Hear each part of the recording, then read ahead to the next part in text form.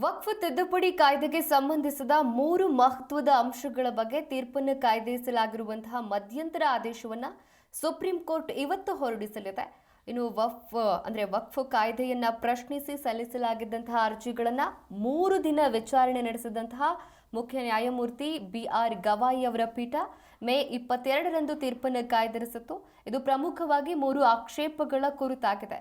ಮೊದಲನೇದೇನಂತ ಹೇಳಿದ್ರೆ ವಕ್ಫ್ ಆಸ್ತಿಗಳ ಡಿನೋಟಿಫಿಕೇಶನ್, ಹಾಗೆ ಎರಡನೇದು ಇದರ ಕುರಿತಂತೆ ಅವಕಾಶ ಅಂದ್ರೆ ವಕ್ಫ್ ಬೋರ್ಡ್ ಮಂಡಳಿಗಳಲ್ಲಿ ಮುಸ್ಲಿಮೇತರ ಸದಸ್ಯರ ಒಳಗೊಳ್ಳುವಿಕೆ, ಜೊತೆಗೆ ಮೂರನೇದೇನಂತ ಹೇಳಿದ್ರೆ ವಕ್ಫ್ ಆಸ್ತಿಯನ್ನ ನಿರ್ಧರಿಸುವ ಜಿಲ್ಲಾಧಿಕಾರಿಗಳ ಅಧಿಕಾರ.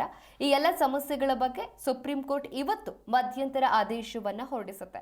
ನೋಡಿ, ವಕ್ಫ್ ತಿದ್ದುಪಡಿ ಕಾಯ್ದೆಗೆ ಸಂಬಂಧಿಸಿದಂತಹ 3 ಮಹತ್ವದ ಅಂಶಗಳ ಬಗ್ಗೆ ಇವತ್ತು ತೀರ್ಪನ್ನು ಕಾಯ್ದಿರಿಸಲಾಗಿತ್ತು.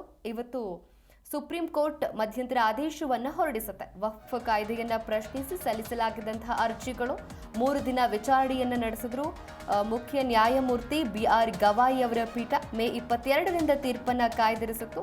ಇವತ್ತು ಪ್ರಮುಖವಾಗಿ 3 ಆಕ್ಷೇಪಗಳ ಕುರಿತಾಗಿ ಮಧ್ಯಂತರ ಆದೇಶ ಬರುತ್ತೆ. ಮೊದಲನೇದು ಯಾವುದು ಅಂತ ಹೇಳಿದ್ರೆ ವಕ್ಫ್ ಆಸ್ತಿಗಳ ಡಿನೋಟಿಫಿಕೇಶನ್, ಹಾಗೆ ಎರಡನೇದು ವಕ್ಫ್ ಬೋರ್ಡ್ ಮಂಡಳಿಯಲ್ಲಿ ಮುಸ್ಲಿಮೇತರ ಸದಸ್ಯರ ಒಳಗೊಳ್ಳುವಿಕೆ, ಮೂರನೇದು ವಕ್ಫ್ ಆಸ್ತಿಯನ್ನ ನಿರ್ಧರಿಸುವ ಜಿಲ್ಲಾಧಿಕಾರಿಗಳ ಅಧಿಕಾರ. ಈ ಎಲ್ಲ ಸಮಸ್ಯೆಗಳ ಬಗ್ಗೆ ಸುಪ್ರೀಂ ಕೋರ್ಟ್ ಇವತ್ತು ಮಧ್ಯಂತರ ಆದೇಶವನ್ನ ಹೊರಡಿಸುತ್ತೆ.